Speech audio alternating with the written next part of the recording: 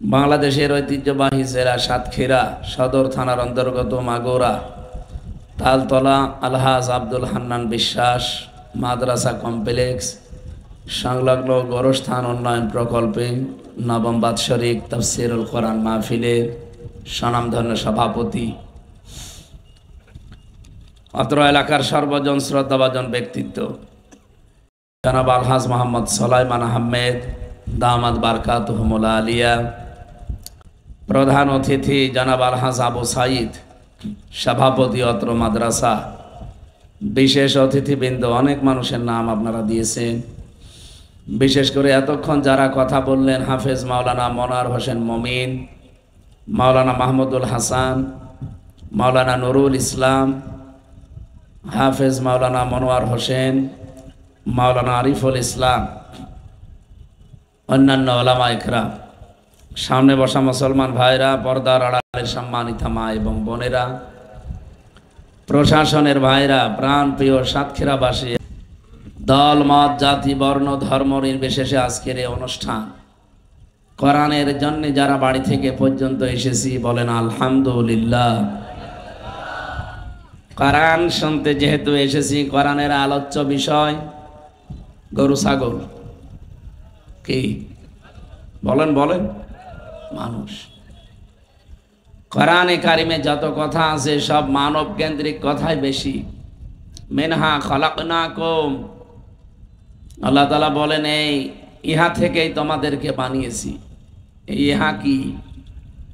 আমরা জানি মাটি না, মাটি দিয়ে সরাসরি একজনকে আল্লাহ বানিয়েছেন, হযরত আদম আলাইহিস সালাম। আমাদেরকে আজ পর্যন্ত সরাসরি মাটি দিয়ে বানায়নি। কিয়ামত পর্যন্ত যারা আসবে তাদেরকে মাটি দিয়ে সরাসরি বানানো হবে না, মানুষদেরকে বানানো হবে মাটির নির্যাস দিয়ে। আর শুধু ঠনঠনে শুকনা মাটি দিয়ে বানিয়েছিল কাকে? আদম আলাইহিস সালাম। মাটি বানিয়েছে কি দিয়ে?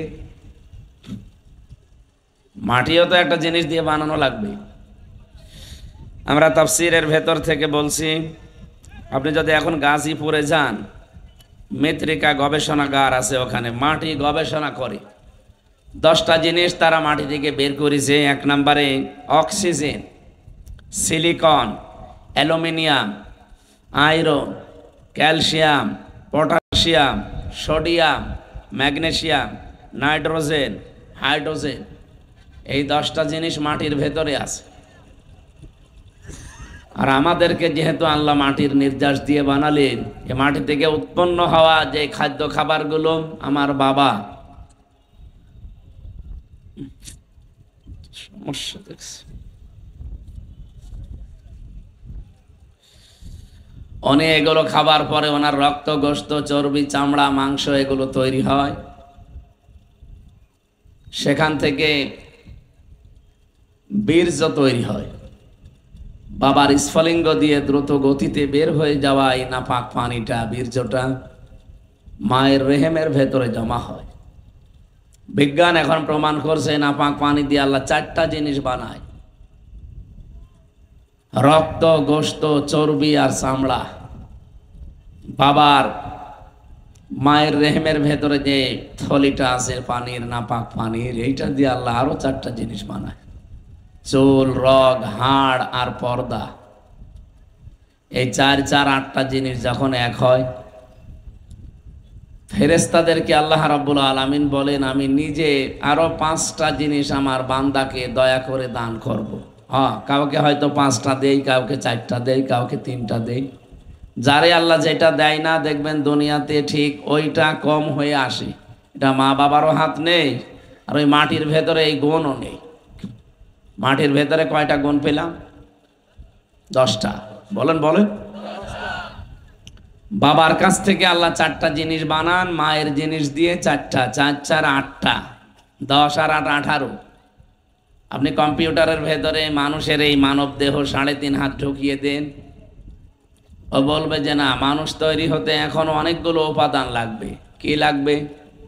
যদি কমপ্লিট মানুষ বানাতে চান, শ্রবণ শক্তি লাগবে, দর্শন শক্তি লাগবে, বাক শক্তি লাগবে, আকেল শক্তি লাগবে, ঘ্রাণ শক্তি লাগবে। আর এই 5টাই আল্লাহ নিজে তার রব নামের কারণে আমাদেরকে ভিক্ষা দিয়েছেন। আল্লাহুল গনিয়্যু ওয়া আনতুমুল ফুকারা, আমি ধনী তোরা সব ফকির। এই আয়াত আমি বানালাম, ফকির না হলে আল্লাহ আমাদেরকে ওইগুলো দিত? দয়া করে ভিক্ষা দিয়েছেন। আল্লাহ রাব্বুল আলামিন সূরা নমলের নাহালের ভেতরে জানিয়েছেন 14 নাম্বার পারা 14 নাম্বার পৃষ্ঠার 14 নাম্বার লাইনের 78 নাম্বার আয়াতের মাঝের অংশে আছে ওয়াজআলা লাকুমুস সামআ ওয়াল আবসারা ওয়াল আফইদা ইলা আখিরি আয়া। আল্লাহ পাক বলেন, আমি আল্লাহ নিজে শ্রবণ শক্তি, দর্শন শক্তি, বাক শক্তি, আকেল শক্তি, গ্রহণ শক্তি, এই 5টা জিনিস যাকে দিয়েছি, আর ওই যে 18টা সব মিলে 23টা, সে পরিপূর্ণ মানুষ হয়ে দুনিয়ায় আসতে পারে। যাকে আমি আল্লাহ একটা কম দিয়েছি, 22টা দিয়েছি, সে পরিপূর্ণ হয়ে আসে না, পূর্ণাঙ্গ হয়ে আসতে পারে না, অপূর্ণাঙ্গ হয়ে আসে। এই যে দর্শন শক্তি আল্লাহ যদি আমাকে না দিত, তার রব নামের কারণে দুনিয়ায় আসতাম ঠিক, কিন্তু কানা হয়ে। কি হয়ে? কত কানা আসে না দুনিয়ায়, তাদেরকে 23টা আল্লাহ দেয়নি, 22টা দিয়েছে। আল্লাহ যদি আমাদেরকে 2টা জিনিস কম দিত, কান, এই যে শ্রবণ শক্তি, যেটা অনেকে এটা পায় না, খালা বলে ডাকি আমরা, বধির বলি তাদেরকে। একটু নিজের দিকে তাকিয়ে ভাবেন তো, আল্লাহ আপনাকে সত্যি যা দিয়েছেন, যদি এই 23টার ভেতরে 2টা কম দিত, মানুষ দুনিয়াতে আপনাকে বলতো ঠিক, কিন্তু বলতো কানা আর কালা। আপনি কি করতেন? নিজের দিকে তাকিয়ে এবার ভাবেন। কত মানুষ হয়তো আপনাকে না দেখে মোবাইলে কথা বলে, কিন্তু এই 2টা জিনিস যদি না থাকতো, কথা বলা না, আপনার নাম শুনলে সে ঘৃণা করতে হয়, কানা। আবার বধির, সেদিন ইন্টারনেটে দিয়েছিল, ওই বড়গুনার এক মহিলা কথা বলতো একটা পুরুষের সাথে মোবাইলে, ফেসবুকে চ্যাটিং করতো, কিন্তু দেখে নাই কোনোদিন তার চেহারা। সেই লোকও খুব চালাক, ওর হাত নেই, পা নেই, প্রতিবন্ধী, আবার চোখ টেরা, কিন্তু এমন কায়দায় ছবি এডিটিং করে প্রোফাইলে দিয়েছে, বোঝার কোনো কায়দা নেই, দেখলে মনে হবে রাজপুত্র। ও মহিলার সাথে প্রায় 2 বছর লাইন চলছে, ও মনে করছে জিনিস মনে হয় 1 নাম্বার, চলে এসেছে। চলে আসার পরে যে চেহারা দেখেছে, দেখে একটা হাত নেই, পা নেই, আবার এতদিন মিথ্যা কথা বলেছে যে আমি একটা চাকরি করি, ও মনে করছে যে বিশাল জিনিস হবে। ওই মহিলাও 2 নাম্বার, কারণ ওরও 2টা ছেলে মেয়ে আছে। ওই এসে দেখছে এই অবস্থা, চাকরি করে ঠিক, কিন্তু একজনের জমিতে পানি টেনে দেয়, এই চাকরি। এখন মহিলা বিয়ে করতে আর রাজি না। এই লোকের যে ভাই আছে, সে বলছে, না তুমি কেন আসলে? বলছো তো আমাকে মিথ্যা কথা বলেছে যে নাকি খুব সুদর্শন, বলবে তো যে আমি প্রতিবন্ধী, আবার প্রোফাইলে ছবি দিয়েছে সেই রকম ছবি, আমি দেখে চলে এসেছি। সাতক্ষীরাবাসী শুধু হাসির জন্য বলি নাই, নিজের দিকে তাকিয়ে বলেন, আপনাকে যদি আল্লাহ এরকম প্রতিবন্ধী করে দিত, পারতো না? কথা বলেন না কেন? আপনি কিসের মাস্তানি করেন, কিসের অহংকার আপনার বলেন তো? কুমিল্লাতে একবার খাবার খাচ্ছিলাম এক মাহফিলে, হঠাৎ বিদ্যুৎ চলে গেল। পাশে আমার এক অন্ধ বসেছিল খাবার খেতে। আমার যারা চোখওয়ালা মানুষ, তারা চিল্লা পাল্লা করছে, ওই তাড়াতাড়ি কারেন্টের ব্যবস্থা করেন, জেনারেটর লাগান। হঠাৎ অন্ধ আমার হাত চেপে ধরে বলছে, হুজুর মাত্র 2 মিনিট কারেন্ট চলে গেছে আর আপনি চিল্লাচ্ছেন, অথচ আজ 42 বছর আমার জীবনে কোনো কারেন্ট নেই। আমি কিন্তু জন্মের পরে দেখতে পেতাম, টাইফয়েড হওয়ার কারণে আমার এই অবস্থা হয়েছে। আজ 42 বছর, কি আলো কি অন্ধকার আমি জানি না। আপনাকে একটা তথ্য জানাই, এ পৃথিবীতে যাদের চোখ আছে অন্তত তারা দিনের বেলা তো দেখে, রাতের বেলা ঘুমিয়ে থাকলেও স্বপ্নে দেখে। কিন্তু আমরা যারা অন্ধ, আমরা তো দেখতে পাই না, রাতের স্বপ্নেও দেখি না, শুধু আওয়াজ শুনি। আমার ওই দিনই মনে হচ্ছিল, আল্লাহ কিছু যদি দুনিয়ায় না দেয়, অন্তত চোখ দিয়েছে, কিয়ামত পর্যন্ত সেজদায় থাকা দরকার। আল্লাহ পাক যদি সত্যি ওই 5টা জিনিস আমাকে ভিক্ষা না দিত, দয়া করে আমার মা বাবা যতই ধনী মানুষ হোক, আকিস গ্রুপের মালিক যদি হয়, আমিও তার বাড়িতে যদি জন্ম নিতাম, আমারে কেউ তাকাইতো না। কথা বলে না কেন? আর এখানে দাওয়াত দেওয়া দূরের কথা, কুষ্টিয়া থেকে পর্যন্ত মোবাইলই করতো না। যে ওর কি দেখবো নিয়ে এসে, ওর চোখ নেই, কান নেই, কথা বলতে পারে না। বিজ্ঞান এখন প্রমাণ করছে মানুষকে যে আল্লাহ যে বাক শক্তি দিয়েছেন। আল্লাহ রাব্বুল আলামিনের নবী বলেন, মানুষের এই কণ্ঠনালীর ভেতরে 27টা স্তর আছে, প্রতিটি স্তরে একজন করে ফেরেশতা বসে আছে। আমি যখন একটা কথা বলার নিয়ত করি, এখান থেকে এখানে, এখান থেকে ওখানে, ওখান থেকে এখানে, এভাবে দেওয়া লাগবে। 27 জন এভাবে বসে আছে স্তরে স্তরে। কথাটা বের করার জন্য 26 নাম্বার জায়গা পর্যন্ত ঠিক থাকে, তো 27 নাম্বারে যখন বের হবে, তখন আওয়াজটা যাকে আল্লাহ যে আওয়াজ দিয়ে বানিয়েছে, ওই আওয়াজে তার কথাটা বের করে দেয়। একবারের জন্য ভাবেন তো, আমাদের দুনিয়ায় যারা আছি, সবার কণ্ঠের আওয়াজ যদি একরকম হতো, এ পৃথিবীতে চলাফেরা করা বড় কঠিন হয়ে যেত। আমি যদি মুরব্বীর বাড়ি দিয়ে আজ রাত 2টার সময় যে বলতাম, ম্যাডাম দরজা খোলেন, মনে করতো যে ভাই এসেছে, খুলে দিত, বাবা শাহজালাল, সব হালাল হয়ে যেত না?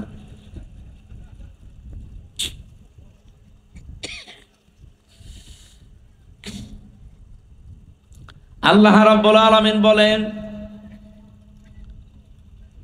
ওয়াস-সামাই ওয়াত-তারিকি ওয়া মা আদরাকা মাত-তারিকুন নাজমুস-সাকিব ইন কুল্লু নাফসিন লাম্মা আলাইহা হাফিজ।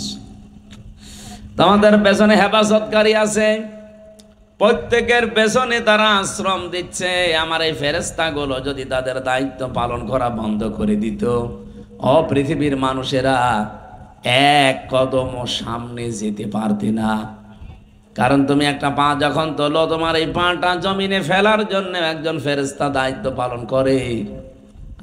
প্রত্যেকের জন্য আমি আলাদা আলাদা ফেরেশতা রেখে দিয়েছি। যখন তোমার মরণের সময় আসবে, দুনিয়ার হায়াত শেষ হয়ে যাবে, প্রতিটি ফেরেশতা এসে তোমার কাছে শেষ বিদায় নিয়ে যাবে। পা যিনি ফেলেন কদমের জন্য, যে ফেরেশতা নিয়ে যেত, ফেরেশতা এসে বলবে, আল্লাহর বান্দা, তামাম পৃথিবী ঘুরলাম, তোমার এই পা যে জমিনে পড়বে ওইরকম জায়গা আর পেলাম না, আজকে আমি বিদায় নিয়ে চলে যাচ্ছি, তুমি থাকো। চোখে দেখে যে ফেরেশতা আসবে, এসে বলবে, আল্লাহর বান্দা, তামাম দুনিয়া ঘুরলাম, কিন্তু একটা জায়গা পাইনি যে যেখানে চোখ দিয়ে তাকানো যায়। সমাজ চোখের দেখার শক্তি আল্লাহ কেড়ে নিয়েছে, আমি বিদায় নিলাম, হিসাবটা ঠিক করে নাও। প্রতিটি ফেরেশতা এই কথা বলে যে হিসাব ঠিক করে যাও। এমন কঠিন জায়গায় তোমাকে কিছুক্ষণ পরে রাখা হচ্ছে, এ পৃথিবীর কোনো কিছুর সাথে তার হিসাব মিলবে না। এখানে আমরা অন্তত যারা আছি, কিয়ামত পর্যন্ত যারা আসবো, প্রত্যেকের হায়াত কিন্তু নির্ধারিত। আপনি কি মনে করেন আদম নবীর পরে যে মানুষগুলো দুনিয়ায় এসেছিল, তারা হয়তো বেশি হায়াত পেত? কত 1000 বছর, 1200 বছর তারা বাঁচত, তারা বিদায় নিয়েছে, তারা এখন কবরে আছে। আমরাও একটা কবরে ছিলাম, এখন সামনে আর এক কবরে যাব। আমরা যে কবরে ছিলাম তার নাম আলমে আরওয়া, রুহের জগৎ।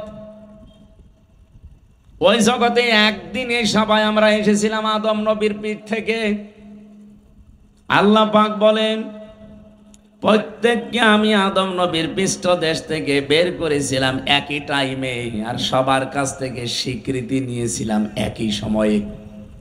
তাহলে এখান থেকে বোঝা যায় আদম নবী থেকে কিয়ামত পর্যন্ত আমরা যারা দুনিয়ায় আসতেছি সিরিয়ালে হায়াত সবারই এক। কথা বুঝতেছে না? এখনো ক্লিয়ার হয়নি। সবার হায়াত এক, কিন্তু সময়টা আলাদা।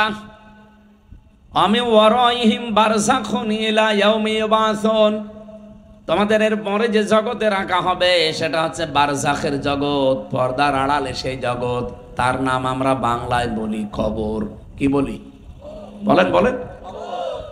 এর আগে যে জগতে ছিলাম ওইটাও যেহেতু পর্দার আড়ালের জগৎ, ওটাকে আমরা আলাদা একটা নাম দিয়েছি রুহের জগৎ।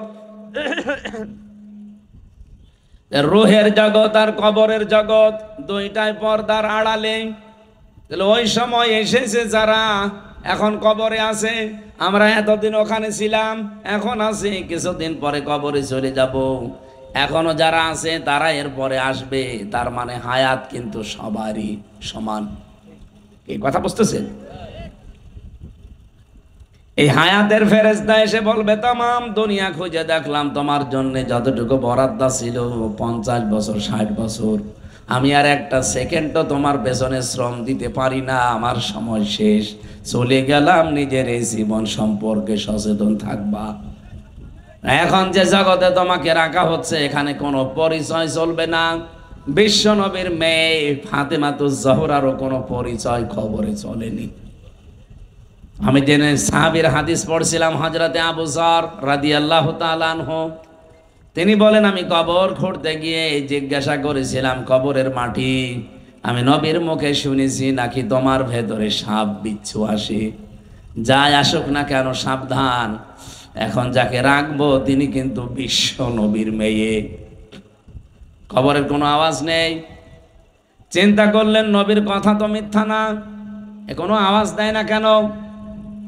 ডাক দিয়ে বলে, কবরের মাটি বিভিন্ন আযাব গজবের কথা আমি শুনেছি নবীর মুখে, আমি বিশ্বাস করি এগুলো ঠিক, কিন্তু এখন যাকে রাখতে যাচ্ছি উনি কিন্তু হাসান হোসাইনের মা, উনি হযরতে আলীর স্ত্রী, জান্নাতে যত মহিলা যাবে তাদের নেত্রী। সাবধান, কোনো বিয়াদবি করবা না। হযরতে আবু যর বলেন, এতক্ষণ কোনো আওয়াজ দেয়নি, আমার বক্তব্য শেষ হলেই দেখি খবর থেকে মানুষের মতো আওয়াজ আসতেছে। ডাক দিয়ে বলে, আবু যর নিজে শোনো, পৃথিবীর মানুষকে শুনিয়ে দিও, আমি কিন্তু 3.5 হাত জায়গা, পৃথিবীর কোনো পরিচয় আমার কাছে নেই। তুমি এতক্ষণ যাদের কথা বললে সব আমি শুনতে পেয়েছি। তুমি কিসের ফাতেমার নাম বললে? জান্নাতের নেত্রীকে আমি চিনি না, হাসান হোসাইনের মা চিনি না, হযরতে আলীর স্ত্রী তাও চিনি না, এমনকি বিশ্ব নবী মুহাম্মদ রাসূলুল্লাহর কলিজার টুকরা মেয়ে আমি চিনি না। আমি চিনি তার কাজ, যদি সত্যি কাজ কারবার ভালো পায়, তার হায়াতের জিন্দেগি যদি পবিত্র থাকে, ইল্লা মান আতাল্লাহা বিকলবিন সালিম। রব্বুল আলামিন বলেন, আমার কাছে একটাই পরিচয় শুধু কাজে লাগবে, যার অন্তরটা পরিষ্কার থাকবে। এ পরিচয় ছাড়া কোনো কিছুতে আমার কাছে কোনো পরিচয় খাটবে না, চলে যাও। হযরতে আবু যর বলেন, একটা আওয়াজ শোনার পর থেকে আমি এই যে চিৎকার করে বের হয়ে গেলাম, জীবনে কোনোদিন আর সংসার করার সাহস আমার মনে আসে নাই। ও সাতক্ষীরাবাসী, যে যাই করেন না কেন, এরকম একটা জগৎ সামনে আমাদের নেই। আরো জোরে বলেন। বিশাল একটা ভয়ঙ্কর জগৎ আমাদের সামনে আসতেছে। দুনিয়ার এই হিসাবেও যারা দায়িত্বে ছিল, এগুলো যদি একটা একটা করে দায়িত্ব পালন করা বন্ধ করে দিত, দুনিয়াতেও কত অপমান অপদস্থ হওয়া লাগতো। আপনি নিজের চোখের দিকে, কানের দিকে, এই বাক শক্তির দিকে তাকান। আমার চেহারা যতই ভালো হোক, লেখাপড়া আমি যতই আন্দাজে করি, যদি কথা বলতে হঠাৎ আল্লাহ বন্ধ করে দেয়, বিজ্ঞান এখন দেখাচ্ছে যে 27টা স্তরের একটা স্তর যদি অকেজ হয়ে যায়, দুর্বল হয়ে যায়, আপনি যতই জোরে জোরে কিছু করেন কথা বলতে পারবেন না, শুধু গা গো শব্দ হবে। কি দয়া করেছে আমি এই জায়গাগুলোতে যখন কম্পিউটারের সামনে বসি আগে সেজদা দিয়ে নিই যে আল্লাহ, কত মানুষকে তুমি এই কথা বলার যোগ্যতা কেড়ে নিয়েছো। এই যে কাজী নজরুল ইসলাম 43 বছর জীবনে কথা বলতে পারে নাই, বোবা ছিল। আপনি হিসাব করতে পারেন জীবনে আজ যারা আল্লাহর বিরুদ্ধে এই কথাকে ব্যবহার করেন, মানবতার বিরুদ্ধে এই কথাকে ব্যবহার করেন, এখনই যদি আল্লাহ 27টা স্তরের হালকা একটু ফাটল ধরিয়ে দেয়, এমনকি যে শরীরের ভেতরে 5.5 কেজি রক্ত এখন 226 কিলোমিটার বেগে প্রবাহমান চলছে মাথা থেকে পা পর্যন্ত। বিজ্ঞান জানিয়েছে 2 কোটি কোষ আমাদের শরীরে আল্লাহ দিয়েছে। এই কোষগুলো যদি কিছু দুর্বল হয়ে যায়, আর এগুলো দুর্বল হওয়ার কিছু পয়েন্টও আছে, আমার আলোচনা ওদিকে না, আমি ওদিকে যাচ্ছি না। দেখ কথাই বলছি, কোষগুলো যদি সত্যি দুর্বল হয়ে যেত, আপনার কিন্তু এই রক্তের ভেতরে কমপক্ষে 5 প্রকার ক্যান্সার দেখা দিত। ক্যান্সার হওয়ার পেছনেও কিছু কারণ আমি পেয়েছি। তামিলনাড়ুতে ছিলাম, সিলেটের এক ভাইকে পেয়েছিলাম, উনি প্রায় 12 মাস সেখানে আছে। যেদিন আমরা চলে আসব ওই দিন শুনলাম ওনার রিপোর্ট দিয়েছে যে শরীরের ভেতরে যে 5 প্রকার ক্যান্সার হয় তার ভেতরে 1 প্রকার ধরা পড়িছে। ওনারে বললাম আপনার কত টাকা খরচ হলো? বলছে 1,13,00,000। 1,13,00,000 টাকা অলরেডি এই 12 মাসে চলে গেছে। আজকে ডাক্তার রিপোর্ট দিয়েছে আমি নাকি আর বাঁচবো না, কারণ রক্তের যে কোষগুলো, ওই কোষগুলো এখন আর কাজ করছে না। আমি খ্রিস্টান ডাক্তারের সাথে কথা বলেছিলাম ইংরেজিতে, জিজ্ঞাসা করেছিলাম তাকে যে হ্যালো ডক্টর, এই যে রোগগুলো হওয়ার কারণ কি? রক্তের ভেতরে যে 5 প্রকার ক্যান্সার, এর 1 প্রকার ধরা পড়েছে, এটার কারণ কি? খ্রিস্টান ডাক্তার আমাকে মেডিকেল রিপোর্ট দিয়ে জানাচ্ছিলেন যে পৃথিবীতে মানুষের এই শরীরে কোটি কোটি লোমকূপ আছে। দেখতে পাচ্ছেন এই যে এইটা লোম বলে না, পশম, এই ভালো ভাষায় বললে লোম বলে। এই লোমগুলোর ভেতর দিয়ে অন্ধকার আর আলো প্রবেশ করে শরীরে। আপনার শরীরের ভেতরে এই জন্য আল্লাহ 12 ঘন্টা আলো প্রবেশ করার ব্যবস্থা করে দিন দিয়েছেন, আর 12 ঘন্টা এরকম অন্ধকার করে দিয়েছেন যেন অন্ধকার প্রবেশ করে। এই ক্যান্সার থেকে বাঁচার জন্য এটা ভূমিকা পালন করে। এই লোকটা সারাটা জীবনই বেশিরভাগ আলোয় কাটিয়েছে, অন্ধকার ওর শরীরের ভেতরে প্রবেশ করা দরকার, সে ব্যবস্থা ওর ছিল না। ও দিনের আলোতে থাকতো 12.5 ঘন্টা, রাতের বেলায় ওই মোবাইলের আলো, কম্পিউটার আলো, টিভির আলো অথবা আলো জ্বালিয়ে ঘুমাতো। এই জন্য নবীর হাদিস হচ্ছে যখন ঘুমাতে যাবেন অন্ধকার করে ঘুমাবেন। 1500 বছর আগে এই কথা বিশ্ব নবী জানিয়েছেন। আর বিজ্ঞান এখন প্রমাণ করে বলছে যে ঘুমানোর সময় বাতি আলো লিভিয়ে ঘুমাবেন, অন্ধকার আপনার শরীরের ভেতরে প্রবেশ করবে, ক্যান্সার থেকে আল্লাহ আপনাকে বাঁচিয়ে দেবে। এ মাথার ভেতরে একটা জিনিস আছে, পেছন দিয়ে বের হয়, এটা যত বেশি বের হবে, এটা অন্ধকার না হলে বের হয় না। আমি তো আর আপনাকে বিজ্ঞান বোঝাই না, আমি কোরআন বোঝাচ্ছি। এটা একটা পয়েন্ট এসেছে, এই জন্য এতটুকু বললাম। আল্লাহ রাব্বুল আলামিন সত্যি আমাদেরকে যা দিয়েছেন, উনি যদি একটু এলোমেলো করে দেয়, আমি হামজা আর হামজা থাকবো না। আমার এখনই মানুষ বলবে বোবা। কি বলবে? এই জন্য পুরা কোরআন শরীফে আপনি দেখবেন মানুষ, এটা আলোচ্য বিষয় কোরআনের।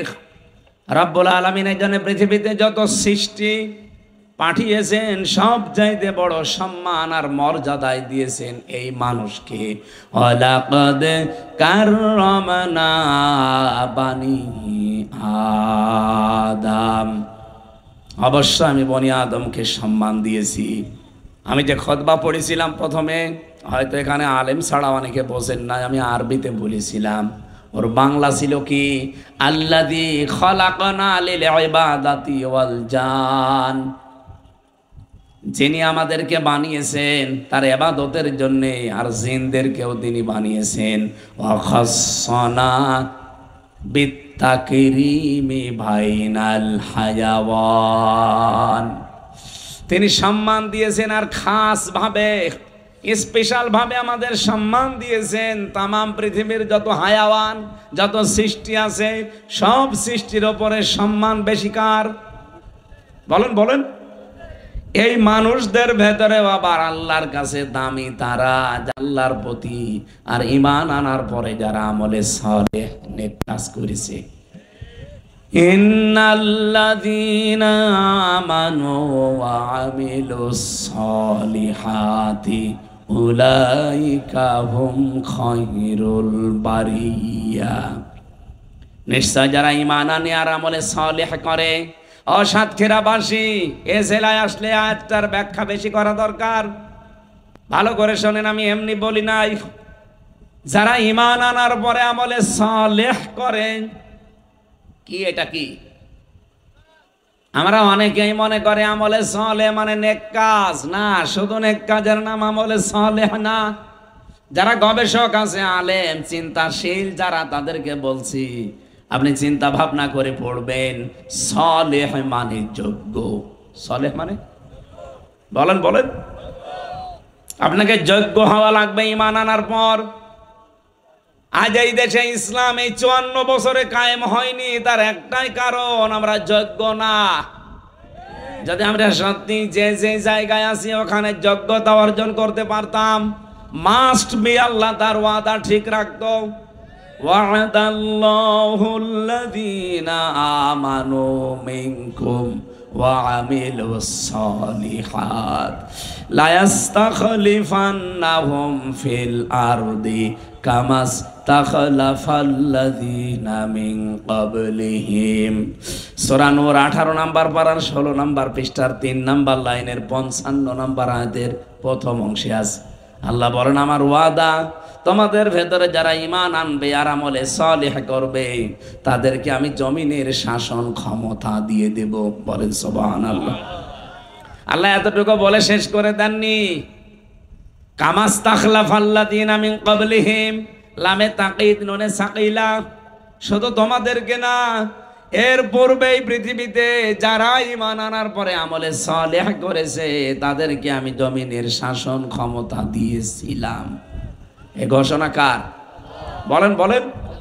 54 বছরে আমরা 92% মুসলমান এই দেশে। আল্লাহ আমাদেরকে দেয় না কেন? আল্লাহর ওয়াদা মিথ্যা নাকি? আরো জোরে বলেন। কোরআনে কারিমের একটা আয়াত পরিচিত, আমি পড়ছি।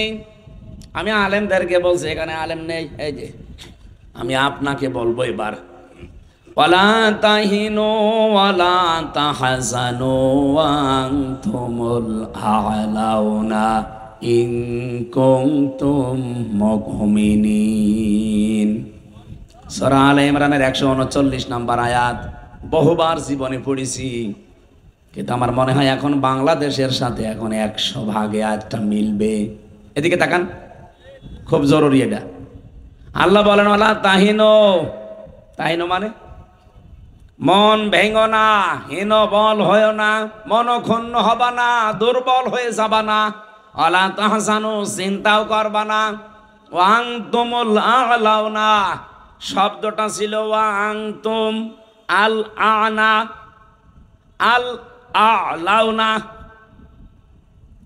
আমার প্রশ্ন এখানে, আল্লাহ আনতুমুল আ'লাউনা দেওয়ার আগে এই যে আ'লাউনা এর আগে আলিফ লাম দিলেন কেন?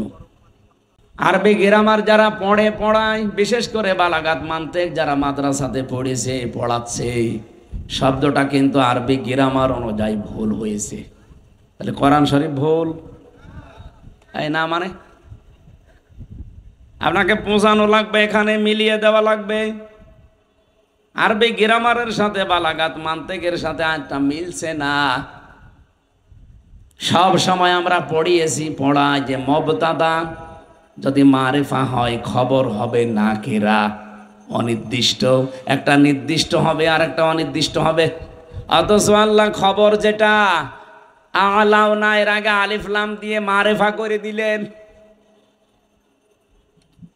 খবর যদি নাকিরা না হয়ে যদি মারিফা হয়ে যায়, ইফিদুল হাসরা, হসরের ফায়দা দেয়, তখন বাংলা অর্থ দাঁড়ায় তোমরাই বিজয়ী হবে। শেষে হর্ষাই আছে। যদি আল্লাহ আলিফ লামটা এখানে না দিত তাহলে তোমরা হবে এতটুকু বলতো। কিন্তু যেহেতু আলিফ লাম দিয়ে ওইটাও নির্দিষ্ট করে দিলেন, বাংলা অর্থই দাঁড়িয়ে গেছে, পুরাটা পাল্টিয়ে গেছে। তোমরাই বিজয়ী হবে, গ্যারান্টি দিয়েছে কে? বলেন বলেন। এই জন্য আমরা কোনো চিন্তা করি না দেশের অবস্থা না পৃথিবীর অবস্থা পাল্টিয়ে যাক, আমাদের কোনো হীনমন্যতা নেই। আমরা দুর্বল হই না, কারণ আমরা বাঁচলেও যা মরলেও তা। এই কথা বলেন না কেন?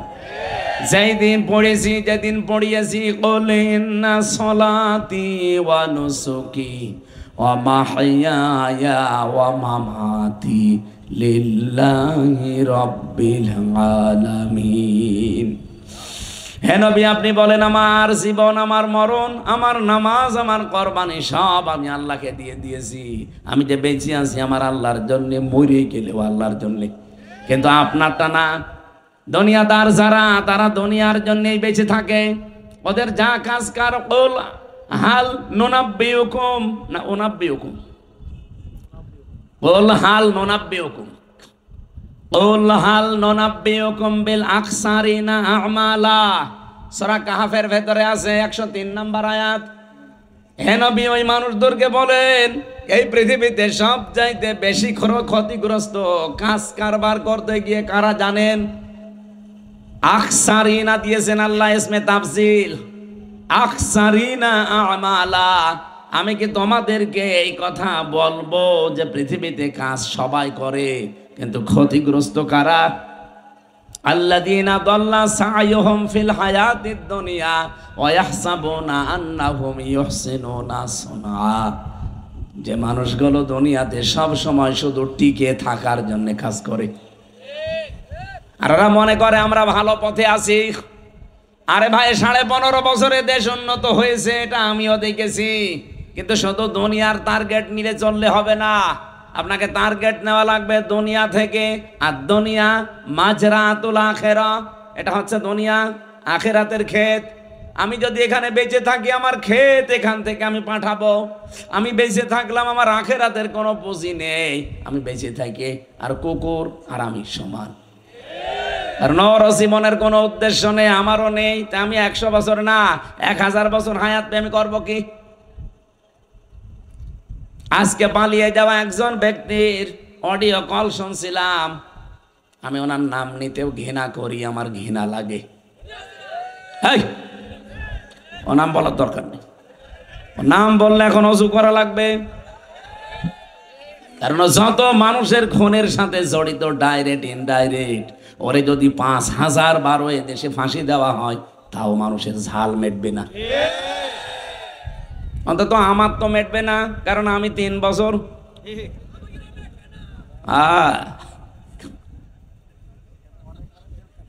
উনি আজকে নিজেই বলছিল এ কথা যে আল্লাহ আমাকে বাঁচিয়ে রেখেছে সামনে কিছু মানুষকে শাস্তি দেওয়ার জন্য। লজ্জা আছে মহিলা? হ্যাঁ, এত অপমান হওয়ার পরও যদি এই কথা বলে আল্লাহ নাকি ওরে বাঁচিয়ে রেখেছে, পালিয়ে গেলেন কেন? আল্লাহ আপনাকে বাঁচিয়ে দিয়েছে, আপনি আর 5 মিনিট থাকতেন, হত্যা হয়ে যেত। এক কথা বলছে না কেন? শুধু 5 মিনিটও না, যেটাই যাচ্ছিল এটা দরজা যদি হালকা খুলে যেত। আমি সেদিন ওই যে মৌলভীবাজারে যাচ্ছিলাম, হঠাৎ পাইলট আমারে বলছে, হুজুর এই হেলিকপ্টারের এই হুকটা যেন চাপ দেবেন না, তাহলে খুলে গেলে পড়ে যাবেন। মনে মনে ভাবলাম, আল্লাহ, যে 2 বন চলে যাচ্ছিল, যদি একটু হুকটা খুলে যেত, আর যদি আমার সামনে পড়তো, মন মতো আল্লাহর নামে পিটাতাম।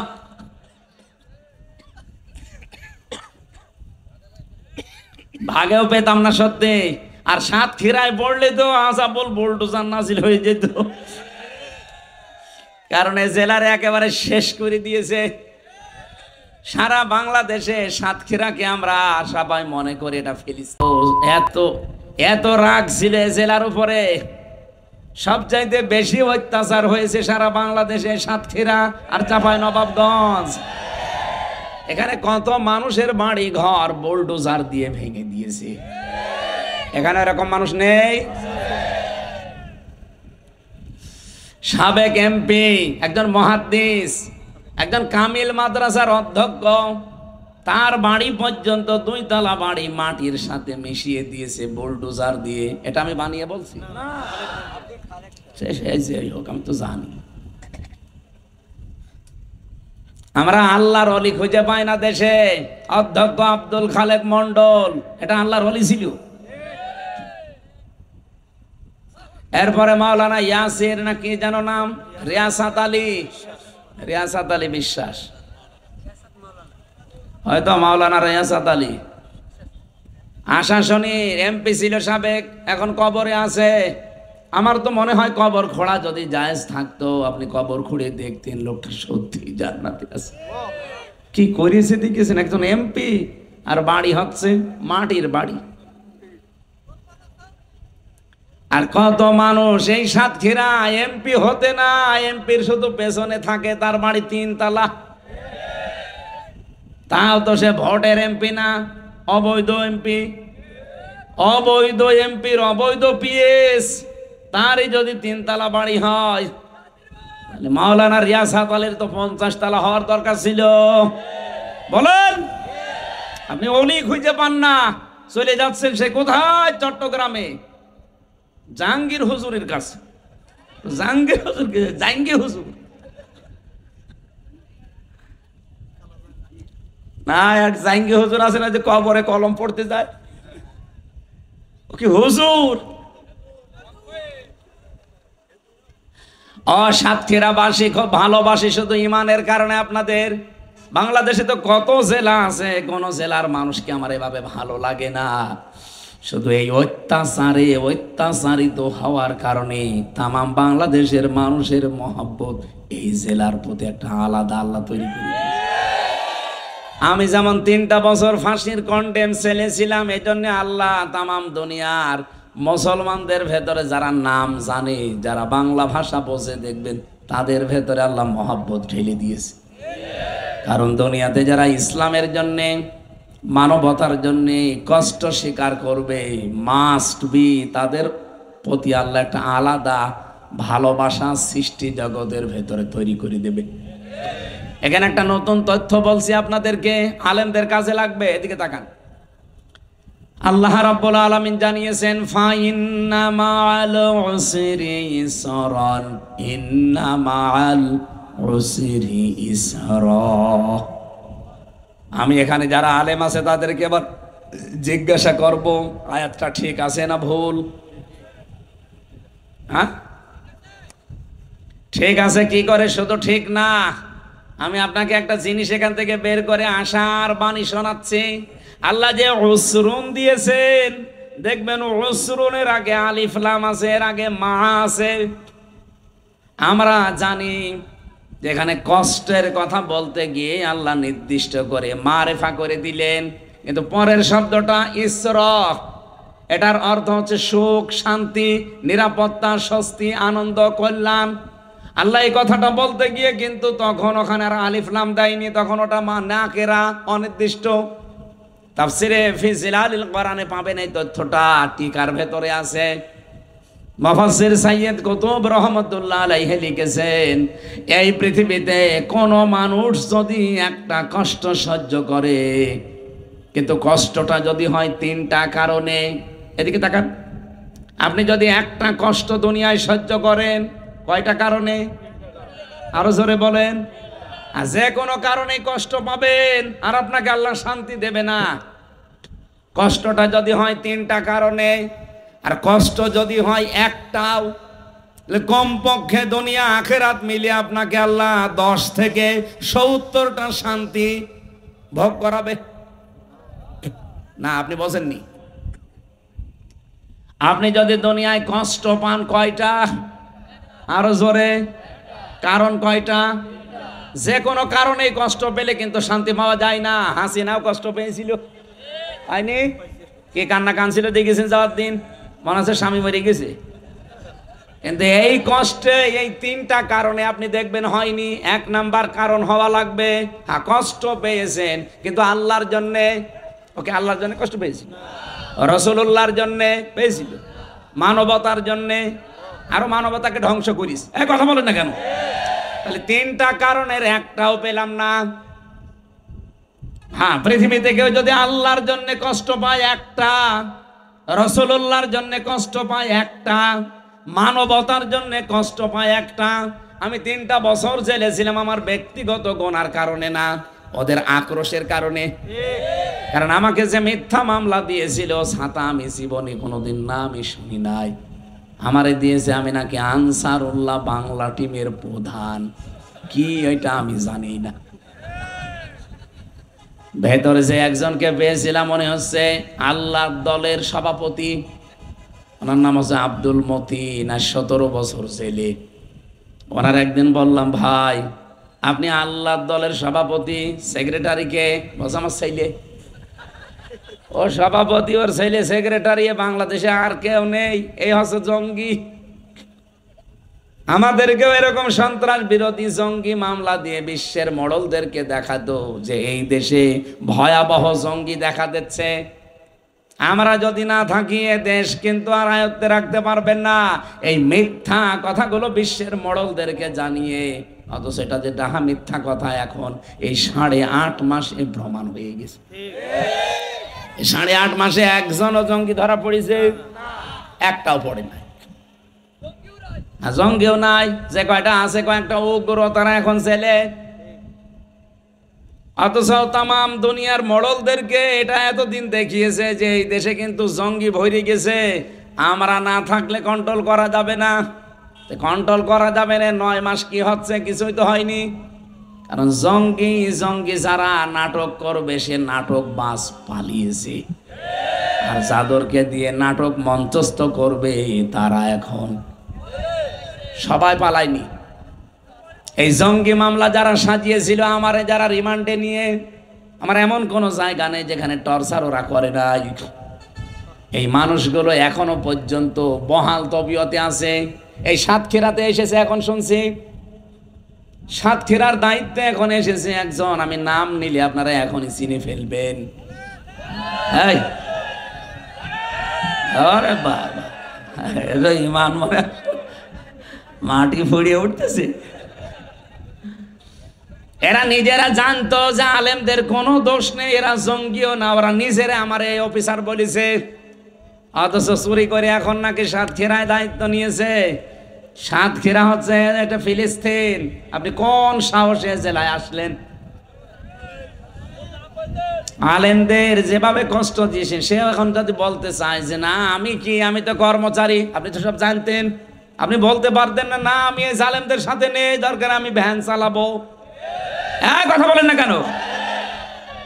এই জন্যই তো বারবার বলছি 1628 জন মানুষ দায়িত্বে আছে এই দেশের। এগুলো সব আগে ছিল, এগুলো সব পাল্টান, নতুন করে মানুষ ওই জায়গায় জমা দিন। এখনই যদি নির্বাচন সংস্কার না করে দেওয়া হয়, আবার দিনের ভোট রাতে হবে। কারণ এই মানুষগুলো এই 15.5 বছরে এই জালেমাদেরকে টিকিয়ে রেখেছিল এরাই। এই ডিসি, এই এসপি, এই টিওনো, এই ওসি, এই একই জিনিস। হ্যাঁ, খালি জায়গা পাল্টিয়েছে। কুষ্টিয়ার ডিসি এসেছে খুলনায়, খুলনারটা গেছে মেহেরপুর, মেহেরপুরেরটা লালমনিরহাট। এই কথা বলছে না কেন? মাল তো সব একই আছে, খালি জায়গা পাল্টিয়েছে। তো ওদেরকে এখন দিলে তো ওরা আগে যা করেছে তাই করবে। এই জন্যে বারবার বলা হচ্ছে যে পাল্টান, আজকে পাল্টিয়ে কালকে নির্বাচন দিয়ে দেন, কোনো অসুবিধা নেই। আর 2732 জন মানুষ মারা গেল। অন্য বিচার আমি সব বাদ দিলাম, এই 2732 জন মানুষ হত্যার বিচার এটা তো মাস্ট বি হওয়াই লাগবে। নাই তো ওদের মা বাবার কাছে, ওদের স্বামীর কাছে, ওদের ছেলে মেয়ের কাছে কি জবাব দেবেন আপনি বলেন? আপনি যে চেয়ারে বসে পড়লেন, কালকে মনে করেন নির্বাচন দিয়ে হবে, ওই মানুষগুলো জীবনের দাম নেই? আবু সাইদের জীবনের দাম ছিল না? কথা বলেন না কেন? আমি রংপুরে গিয়েছিলাম, কি শান্ত ছেলে। আমার জীবন যেমন আমার কাছে দামি মূল্যবান, আবু সাঈদের জীবনও ঠিক এরকম মূল্যবানই ছিল। তো তাকে কি কারণে আপনি বিদায় করে দিলেন বলেন? আপনি জবাব দিতে পারবেন?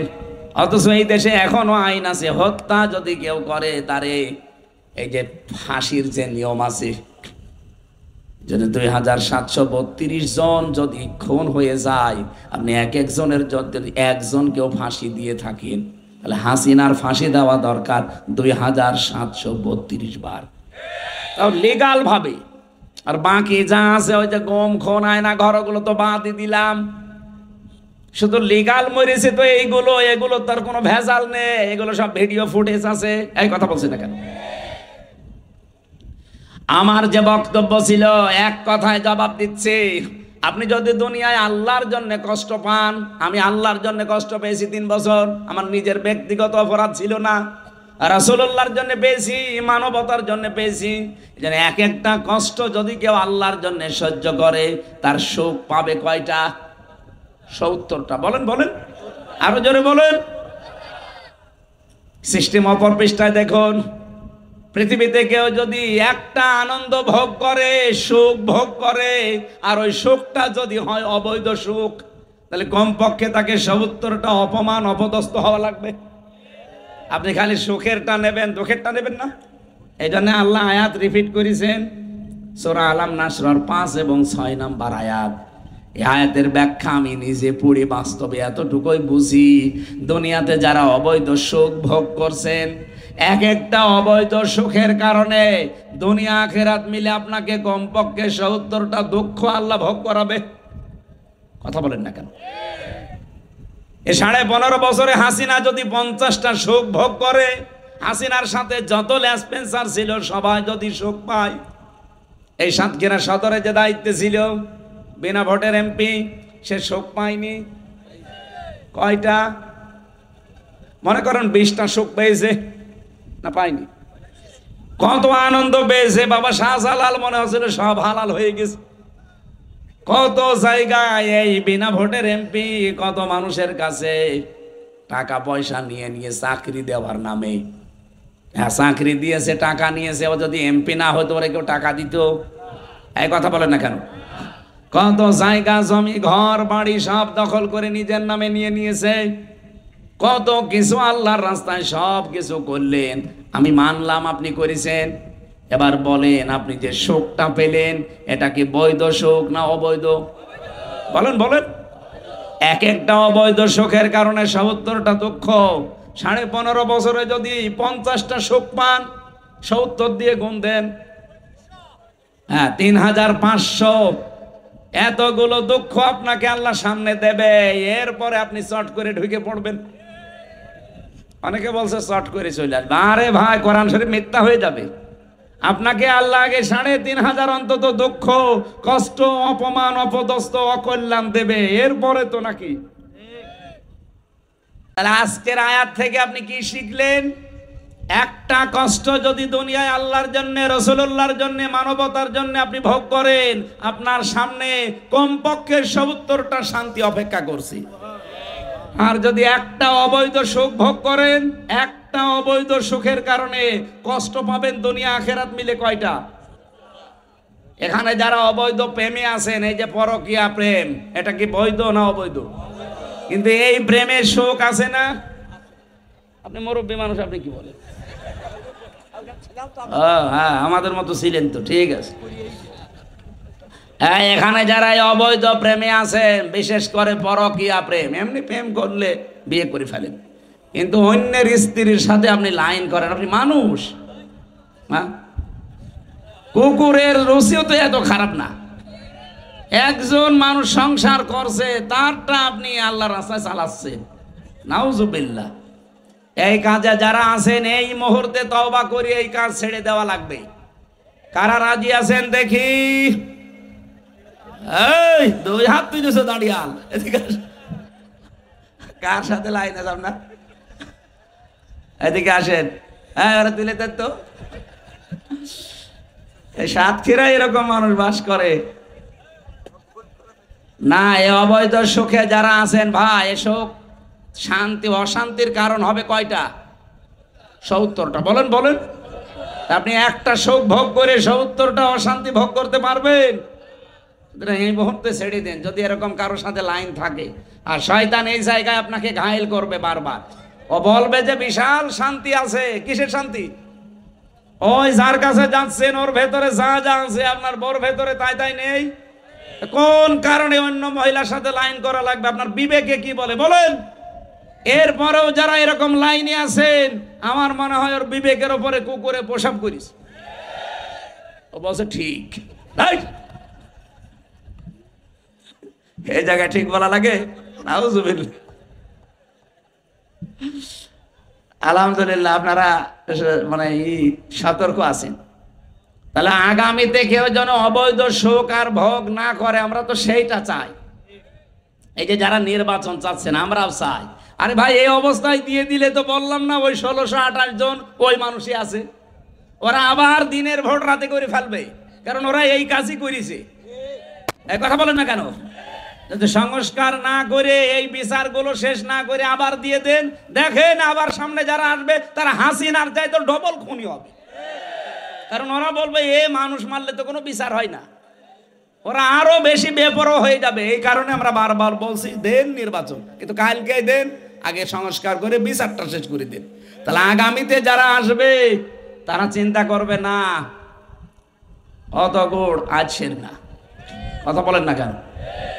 আমি কোরআনে কারিমের সূরা নমলের একটা আয়াত পড়ছিলাম তাফসিরে, এদিকে তাকান। ফাতিল কাবুয়ুতুহুম খাবিয়াতাম বিমা যালামু। এটা সূরা নমলের ভেতরে আছে 19 নাম্বার পারা, 20 নাম্বার পৃষ্ঠা, 7 নাম্বার লাইনের 52 নাম্বার আয়াতের প্রথম অংশে আছে। তাফসিরে বাইজাবিতে পাবেন। আল্লাহ পাক বলেন, এই সেই ঘরগুলো কি? এই ঘরগুলো কি? খাবিয়াতান, জনশূন্য হয়ে আছে, হয়ে গেছে। বিমা যালামু, এখানে জুলুম করা হতো এই কারণে। এটা যে বাস্তবগত প্রমাণ, আমার কুষ্টিয়ার হানিফের বাড়ি আপনি যে দেখেন পরিত্যক্ত হয়ে পড়ে আছে, আজ জনশূন্য, কেউ নেই। অথচ আগস্টের 5 তারিখের আগে বাড়ির কি দাপট ছিল। 14টা সিসি ক্যামেরা দেওয়া ছিল, ওখানে কুকুর পর্যন্ত গেলে দেখা যেত। অথচ এখন পায়খানার প্যান পর্যন্ত খুলে নিয়ে চলে গেছে, কিচ্ছু নেই। আল্লাহ এতটুকু যদি শেষ করে দিত আমি কিছু বলতাম না। এরপরে আমাদের জন্য ইন্না ফি যালিকা লাআয়াতাল লিকাউমিন ইয়ালামুন। আল্লাহ আয়াতের প্রথমে ইন্না দিলেন আর মাঝে দিয়েছেন লামে তাকিদ।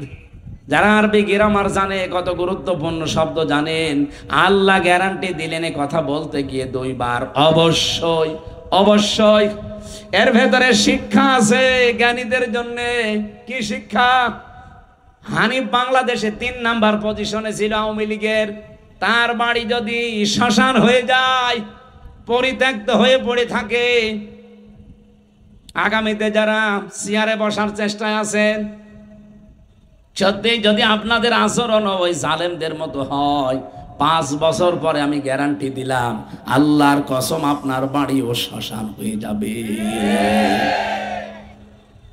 এই জন্যই তো আমরা চাচ্ছি আপনার বাড়ি যেন শ্মশান না হয়, আপনার বাড়ি যেন পরিত্যক্ত হয়ে না থাকে।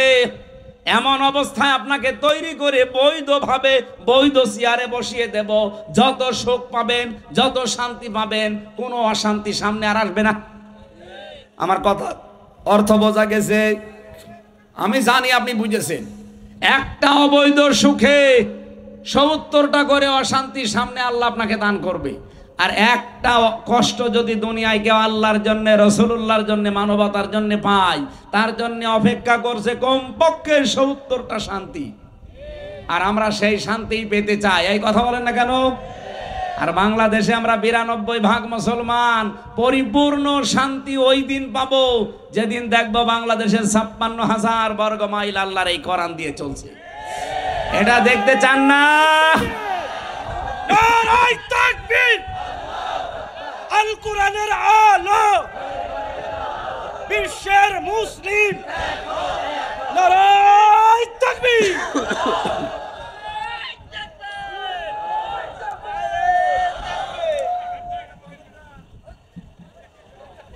আমি করছি তাফসির আর ও বসে গজল বলে।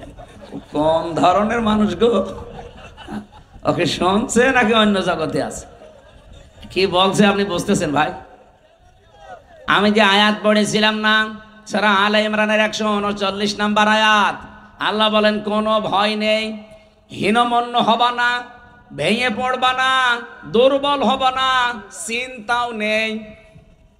ওয়াং তোমরা আলাওনা, তোমরাই বিজয়ী হবে। তোমরাই, বলেন বলেন। আল্লাহ রাব্বুল আলামিন শব্দ সেট করেছেন কি করে দেখেছেন? তোমরাই বিজয় হবে, কিন্তু সমস্যা হয়ে গেছে পরের শব্দটাই, ইন কুনতুম মুমিনিন, যদি মুমিন হতে পারো। আরে ভাই, কোরআনের কোন শব্দ যদি আপনি বোঝার জন্য চেষ্টা করেন, নবীজি বলেন 500 রাকাত নফল নামাজের সওয়াব হবে। আর আমি যদি এখন মাছের কাহিনী শুরু করি সারা রাত, আমার মুখস্থ আছে, আমি বলতে পারবো। মাছের কাহিনী, সাপের কাহিনী, ওই আব্দুল খালেক শরীয়তপুরের মতো সাপের কাহিনী বললাম, আপনি শুনলেন, কান্নাকাটি করে চলে গেলেন, কিচ্ছু হবে না। একটা শব্দ একটু বোঝার চেষ্টা করেন, একটা তথ্য আমি আজকে বের করার চেষ্টায় আছি। যদি আমরা মুমিন হতে পারি, আমাদের হীনমন্য হওয়া, ভয় পাওয়া, আমাদের দুর্বল হওয়ার কোনো আশঙ্কা আছে? কোনো কারণ আছে? কি হওয়া লাগবে? মুমিন। বলেন বলেন, মুমিনটা কি? আজকের তেলাওয়াত কিন্তু আয়াত এই সংক্রান্ত আমি পড়েছি, সূরা বাকারা 208 নম্বর আয়াতের প্রথম অংশটা। আমার মনে হয় আয়াতটা 3 ভাগ করলে আমি 1 ভাগ মাত্র পড়লাম। পরিচিত আয়াত, যদিও এখানে কিছু তথ্য আপনি পাবেন আজকে। রব্বুল আলামিন আমাদেরকে ডাক দিয়েছেন, ইয়া আইয়ুহাল্লাযীনা আমানু, ওহে যারা ইমানের দাবি করো, যে আমরা যদি ইমানদার হতে পারি, মুমিন হতে পারি, তাহলে তাদেরকে আল্লাহ এই সুসংবাদগুলো দিচ্ছেন যে বিজয় হবই। সেই ইমানদারকে ডাক দিয়ে আল্লাহ বলেন, উদখুলু, তোমরা প্রবেশ করো, ফিস সিলমি কাফা। এখানে শব্দটা যদি জবর দিয়ে, জের দিয়ে, আপনি খালি জবর দিয়ে পড়লে হবে সালমন মানে শান্তি, আর জের দিয়ে পড়লে সিলমন মানে ইসলাম। আল্লাহ এখানে শান্তিতে প্রবেশ করা, ইসলামে প্রবেশ করা, দুইটাই বোঝাতে চেয়েছেন। কারণ ইসলাম মানে কি? বলেন বলেন। যদিও ইসলাম মানে বাংলায় শান্তি না, ইসলাম মানে আত্মসমর্পণ করা। কেউ যদি সত্যি আত্মসমর্পণ করে, কার কাছে করবেন? এই যে ফিস সিলমি কাফা, পরিপূর্ণভাবে ইসলামের কাছে, ইসলামের ভেতরে। আমরা সেই বহুদিন থেকে আয়াত শুনি যে তোমরা সবাই ইসলামে পরিপূর্ণ প্রবেশ করো। ও সাতক্ষীরাবাসী কিছু বুঝেছেন এখান থেকে আজ পর্যন্ত যে ইসলামে পরিপূর্ণ প্রবেশ করা মানে কি? কি ইসলামে যে পরিপূর্ণ আল্লাহ প্রবেশ করতে বললেন, এটা কি একটা ঘরের মতো যে আমি প্রবেশ করে দরজা লাগিয়ে দিলাম হয়ে গেল? না। ইসলামে যদি কেউ পরিপূর্ণভাবে প্রবেশ করতে চায়, তার পুরা জীবনে 5টা জিনিস থাকা লাগবে। আপনার জীবনে যদি এখন দেখেন যে এই 5টা জিনিস আছে, আপনি বুঝবেন যে আপনি ইসলামে পরিপূর্ণ দাখিল হয়েছেন, প্রবেশ করেছেন। আর ইসলামে পরিপূর্ণ প্রবেশ করলে তার পুরস্কার ওই যে ওইগুলো দেখলেন, বিজয় আল্লাহ আপনাকে দেবে। সুতরাং সামনে যদি আমরা বিজয়ী হতে চাই, এদেশে যদি কোরআনের এই আইনগুলো চালু করে আমাদের ভাগ্য সুপ্রসন্ন করতে চাই, কয়টা জিনিস এখন থেকে মানা লাগবে? আরো জোরে আর একবার বলেন, বলেন জোরে। এবার একটা একটা করে আমি বলছি, মিলাবেন। 1 নাম্বার, আপনাকে আত্মসমর্পণ করা লাগবে। এখন আত্মসমর্পণ করবেন কার কাছে?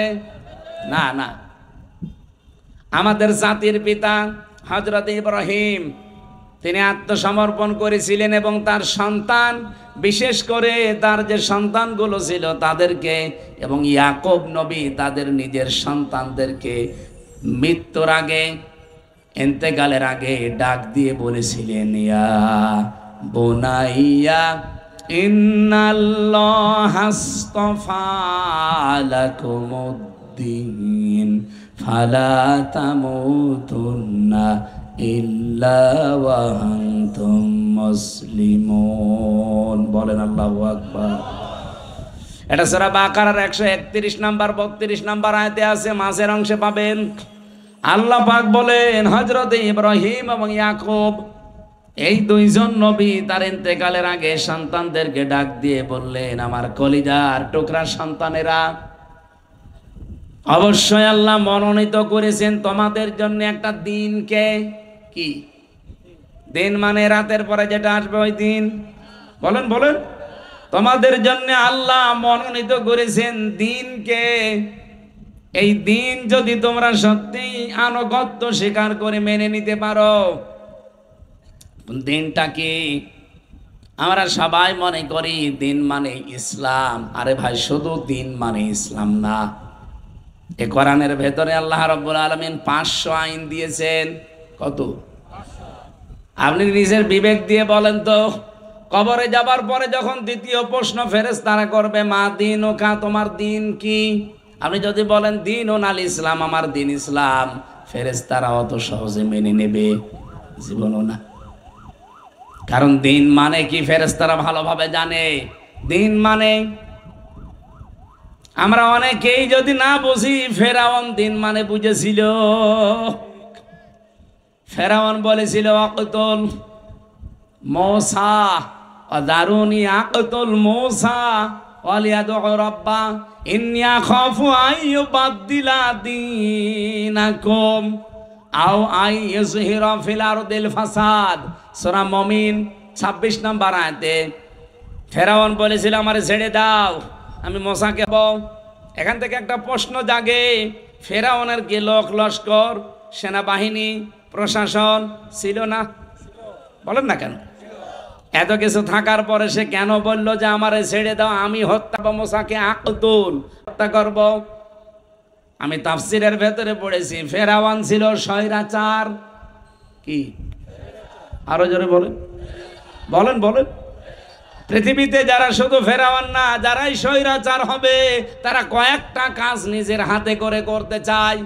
তাদের বিরোধী যাকেই পায় সে নিজে হত্যা করতে চায়। আপনি দেখেছেন মেজর বজলুল হুদা হাসিনা, আমি শুনলাম তার নিজের হাতে জবাই করেছে। ভিডিও এখনো পর্যন্ত আছে। পৃথিবীতে যারা ফ্যাসিস্ট হয়, যারা স্বৈরাচার হয়, তাদের কয়েকটা গুণ আল্লাহ দিয়েছেন। ফেরাউনের যেমন ছিল, ওর এত লোক লস্কর, এত প্রশাসন থাকার পরও বলে যে মূসাকে তোমরা মেরে ফেলো না, বলেছে নিয়ে আসো, আমি হত্যা করব। এদের ভেতরে আল্লাহ এটা তৈরি করে দেয়। যখন মানুষ ফ্যাসিস্ট হয়ে যায়, স্বৈরাচার হয়ে যায়, সীমা লঙ্ঘন করে, তখন আল্লাহ পাক তাকে অপমানজনক শাস্তি দেওয়ার জন্য এই কাজগুলো করার সুযোগ করে দেয়। তামাম দুনিয়া তখন তাকে ঘৃণা করে। এই তথ্যটা আছে সূরা আলে ইমরানের, ইন্নামা নুমলি লাহুম লিয়াজদাদু ইসমা ওয়া লাহুম আযাবুম মুহিন। অবশ্যই ওদের পাপের বোঝা যখন পরিপূর্ণ হয়ে যায়, তখন আমি আল্লাহ ওই লোকটাকে অপমানজনক শাস্তির ভেতরে ফেলে দেই। নয়তো কোন কারণে বলেন নিজে বুকের উপরে পা দিয়ে নিজে হতে যাবে বলেন? আর লোক ছিল না দেশে? প্রশাসন তার নিজের, বিচার ব্যবস্থা তার নিজের, সব গোয়েন্দা তার নিজের, দলীয় তার নিজের। ও বলতে পারতো না যে ওরে তোমরা মেরে ফেলো? ও নিজে জবাই করেছে। এটা ফেরাউনের স্বভাব। স্বৈরাচার যারা, তাদের স্বভাব। এটা তো আমি বানাচ্ছি না, আমি বানালে আলেমরা ছেড়ে দিত আমারে। 2 নম্বরেও বলেছিল আমি কেন মূসাকে হত্যা করব জানো? কারণ আমি আশঙ্কা করছি আমার দেশে যে আইন কানুন চলে, এই আইন কানুন মূসা পাল্টিয়ে ফেলবে। এই বাংলাদেশে যারা আল্লাহর আইন প্রতিষ্ঠা করতে চায়, মানুষের তৈরি করা আইন বাদ দিয়ে, জালেমদের টার্গেট শুধুই তারা। এই জন্য দেশে আল্লাহর আইন যারা কায়েম করতে চাইতো, তাদের 11 জনকে ফাঁসি দিয়েছে। এই কথা বলেন না কেন? 5 জনকে তো সরাসরি, আর 6 জন আল্লামা দেলাওয়ার হোসেন সাইদি সারা জীবন বলতো আমরা আল্লাহর আইন চাই, তাকেও মৃত্যুর দিকে ঠেলে দিল। দেখেন অন্য যারা আছে তাদের কিন্তু জালেমরা টার্গেট করে না। কত মানুষ এই তাহেরির মতো কত ডাক দিচ্ছে, তাহেরি ওনাকে ডাক দিয়েছে। ওর মতো শয়তান যদি দিনের পক্ষে ডাক দেয়, শয়তান তো বসে বসে আসবে যে ও আমার চাইতে বড় শয়তান। এত শিরিক বাংলাদেশে কেউ করে নাই। কথা বলেন। কেল্লা বাবা, ফতে বাবা, শাহ আলী বাবা, দয়াল বাবা, আর ওই শয়তান নাকি সাতক্ষীরা জেলায় আসে। এত বড় শয়তান এই জেলায় ঢোকে কি করে?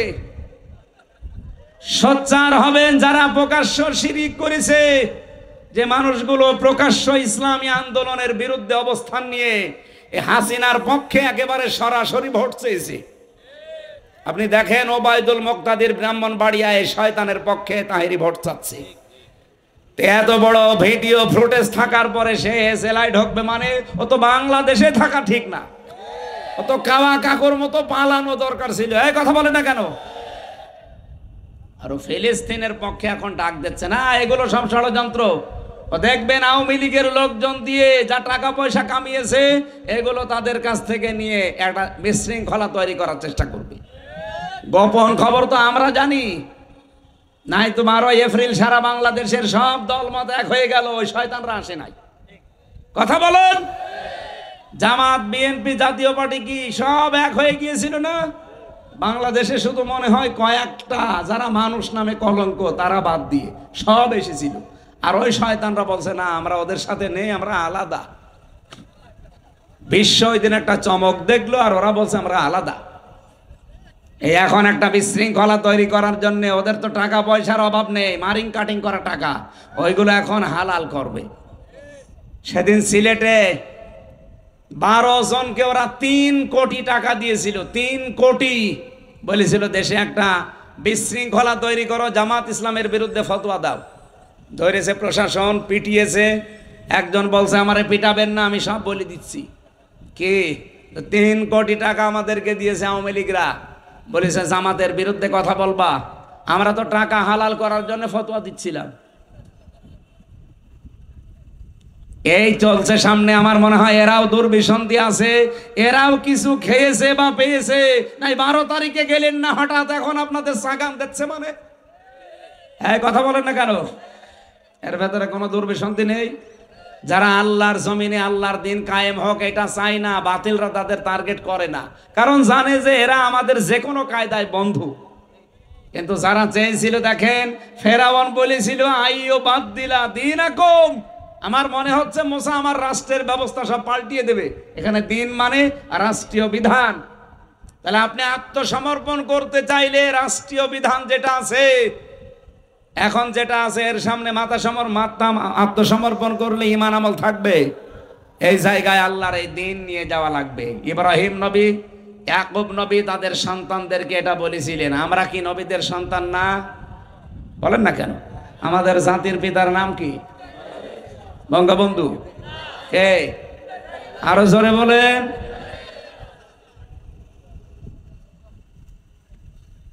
এমনকি বঙ্গবন্ধু এই শব্দটাও চিন্তায় হয়ে গেছে। আপনি দেখেন ইতিহাস পড়ি, এই ভারতবর্ষ একজন মুসলিমের নাম বঙ্গবন্ধু উপাধি দেওয়া হয়েছিল প্রায় 1200। আমি এই যে ইতিহাসটা পড়ছিলাম আসার সময়, তারিখটা আমার মনে নেই। বঙ্গবন্ধুকে দিয়েছে তোফায়েল আহমেদ। এরও প্রায় অন্তত 60-70 আগে, 60-70 বছর আগে আল্লাহর এক মুসলিম বান্দা এই ভারতবর্ষ যারা শাসন করেছিল তাদের ভেতরে একজন, তারে বঙ্গবন্ধু উপাধি দিয়েছিল এই বঙ্গের লোকেরা। সেইটা ছিনতাই করে ইনার নামে লাগিয়ে দিয়েছে। আমি যদি বানিয়ে বলি তাহলে ইতিহাস ভুল। আমি তো আর বানিয়ে না, আমি পড়ে বলছি। তারিখটা আমার মনে আসতেছে না, আমি আসার সময় দেখছিলাম। তাহলে ছিনতাই হয়েছে একটা দুইটা জিনিস না, এদেশের বহু জিনিস ছিনতাই হয়ে গেছে, এখনো অনেক জিনিস ছিনতাই হওয়ার পথে। আমার মনে হয় এই সমস্ত কথা আপনাদের সামনে বলা আপনারা বুঝবেন না। বাস্তবতা এখন চলছে যেটা, আমাদের জাতির পিতা পৃথিবীর কোন মানুষকে আমরা মানি না, মানি ইব্রাহিম আলাইহিস সালামকে। উনি ইন্তেকালের আগে আমরা যেহেতু তার সন্তান, এই জন্য লাকুমুদ্দিন, কোম শব্দ আছে, যে তোমাদের সবাইকে আমার আল্লাহ মনোনীত করেছে একটা দিনের জন্য, তার নাম ইসলাম। বলেন বলেন, ওই যে সালমন সেলমন যাই বলেন, ফালা তামুতুন্না, মরবানা ইল্লা ওয়া আনতুম মুসলিমুন, যতক্ষণ মুসলমান না হতে পারো। সুতরাং আপনি যদি ইসলামে প্রবেশ করতে চান পরিপূর্ণভাবে আত্মসমর্পণ করা লাগবে আল্লাহর দ্বীনের সামনে। কিসের সামনে? দুই নম্বরে আপনার ইখলাস তৈরি করা লাগবে প্রত্যেকটা কাজে। লোক দেখানো কাজ বাদ দেন। এদেশে একামতে দ্বীনের আন্দোলন অনেক মানুষ এখন যুক্ত হচ্ছে, অনেককে আমরা দেখতে পাচ্ছি। তাদের ভেতরেও রিয়া, লোক দেখানো, মানুষ দেখানোর কাজ কারবার না। আমাদের পূর্বপুরুষ যারা, আমাদের আকাবির আমরা যাদেরকে মনে করি সাহাবায়ে কেরাম, বিশেষ করে আমাদের যারা জীবন দিয়ে গেল ইসলামের জন্য, এই মানুষগুলো কোনো দিন আপনি পাবেন না লোক দেখানো কাজ করিস। সাবেক আমিরে জামাত, নাম হচ্ছে মকবুল আহমেদ, ফেনীতে বাড়ি। কি সাধারণ জীবন যাপন করতে দেখেছেন আপনি তার। এখনকার যিনি আমিরে জামাত ডাক্তার শফিকুর রহমান, উনি একটা দামি জামা ওনাকে উপহার দিয়েছিল, জামাটাও নেয়নি, সঙ্গে সঙ্গে জামাটা একজন গরিব মানুষকে দিয়ে দিয়েছে। এত বড় বিশাল একটা দল বাংলাদেশ জামাত ইসলামী, তার আমির সারা বাংলাদেশের তিনি, অথচ ঢাকাতে তার কোনো বাড়ি নেই, ফ্ল্যাট নেই, ছেলের ভাড়া করা বাড়িতে থাকতো। আপনি চিন্তা করতে পারেন, একটা মেম্বারের তাই ঢাকায় ফ্ল্যাট হয়ে যায়,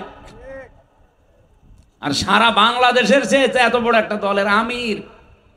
মানুষ লোক খুঁজে পায় না, আমি তো এদেরকে চোখে আঙ্গুল দিয়ে দেখাবো।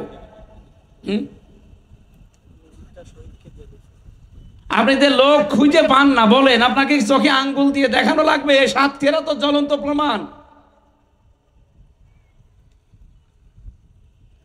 আমি নিজে সাক্ষী ভাই, আমি নিজে আমার নিজের টাকা একবার 60,000, একবার 10,000, আর একবার 15,000, এই টাকা আমি নিজে আমিরে জামাতকে বললাম যে আপনি খরচ করবেন।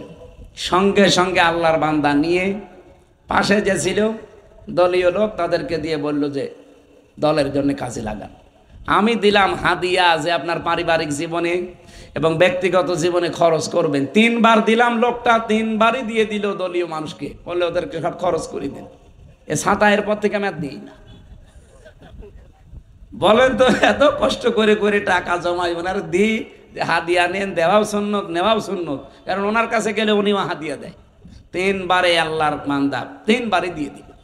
এজন্য আজকের হাদিস পড়ছিলাম আসার সময়, যারা দুনিয়া বিমুখ হয়ে যায় তাদেরকে সূক্ষ্ম সূক্ষ্ম কিছু জ্ঞান আমার আল্লাহ নিজের পক্ষ থেকে দান করে। দেখেন উনি কত কঠিন কঠিন প্রশ্নের জবাব দেয়। এই আগস্টের 5 তারিখের পর থেকে অনেক সাংবাদিক এমন কড়া প্রশ্ন করেছিল যে জামাত ইসলামী বাংলাদেশ, ইসলামী ছাত্র শিবির, ইসলামী ছাত্রী সংস্থা এত ভালো আপনারা বলেন, তাহলে এতদিন পর্যন্ত তারা রাষ্ট্রীয় ক্ষমতায় যেতে পারে না, মানুষ তাদেরকে চায় না কেন? উনি জবাব দিয়েছিলেন, মুয়াজ্জিন আজান দেয়, সবাই নামাজে আসে। আপনি জীবনে এই জবাব শুনেছেন কোনোদিন? দুনিয়া ত্যাগী যারা হয়ে যায় তাদের মুখ দিয়ে আল্লাহ এমন কথা বের করে দেয় পৃথিবী এর আগে কোনোদিন শোনে নাই। বলেছিল যে মুয়াজ্জিন তো ভালোর জন্যই আজান দেয়, হাইয়া আলাস সালাহ, হাইয়া আলাল ফালাহ, ভালোর দিকে আসো, কল্যাণের দিকে আসো, নামাজের দিকে আসো। সবাই আওয়াজ শুনে আসে? বলেন বলেন। এমনও মসজিদ আছে বাংলাদেশে শুধু ইমাম সাহেব আর মুয়াজ্জিন, তাছাড়া কেউ নেই। এরকম জায়গা নেই? কিন্তু মুয়াজ্জিনকে শুধু ইমাম আর মুয়াজ্জিনের জন্য আজান দিয়েছে। এলাকায় হাজার হাজার মানুষ আসবে, এত বড় মসজিদ, কেউ আসে না। এখন দোষ কি মুয়াজ্জিনের না এলাকার লোকের? এই 54 বছর তো আমরা চেষ্টা চালাচ্ছি এইটা কায়েম করার জন্য। কোনদিন কি আমরা বলেছি যে আমার বাবার নাম রিয়াজউদ্দিন, কুষ্টিয়ায় বাড়ি আমার দাদার নাম জাহান আলী, আমার বাবা আর দাদার আইন আমরা প্রতিষ্ঠা করতে চাই, আপনারা আমাকে রায় দেন, বলেছি? আপনারা তো তাই বলেন যে আমি আমার স্বামীরটা চাই, কেউ বলে আমি আমার বাবারটা চাই। আপনাদেরকে এই পাগলা কোত্তায় কামড় দিয়েছে? যারা বলে আল্লাহর আইন আমরা এদেশে প্রতিষ্ঠা করতে চাই, মন থেকে বলে, এই জন্য আমরা ইখলাস দিয়ে পরিপূর্ণ হতে চাই। ওমা উমিরু ইল্লা লিয়াবুদুল্লাহ মুখলিসিনা লাহুদ্দিন। 3 নম্বরে যখন দেখবেন আপনার চরিত্র উন্নত, কি বললাম? আর আমাদের চরিত্র এমন, খালি টিন পাওয়া যায়।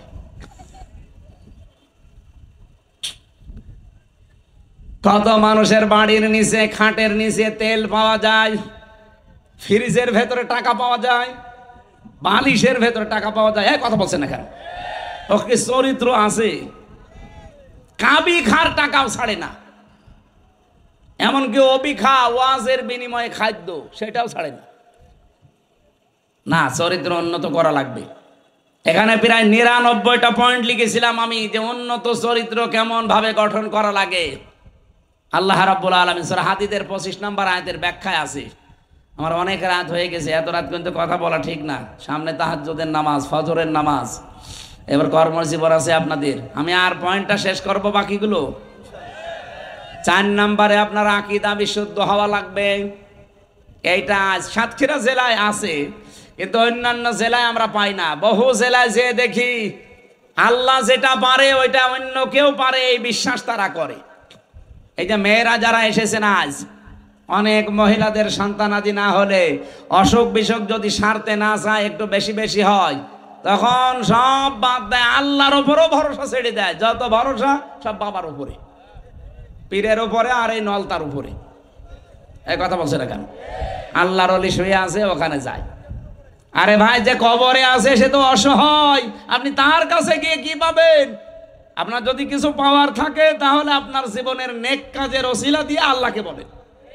কথা বলেন না কেন? সেদিন বগুড়াতে একজন এসেছিল একটা আপেল নিয়ে, আমারে বলছে, হুজুর আপেলটা পড়ে দেন। আমি সূরা ফাতিহা পড়ে ফু দিলাম। আমার কানের কাছে মুখ নিয়ে বলছে, এমন ভাবে আপেল পড়বেন যেন ছেলে হয়।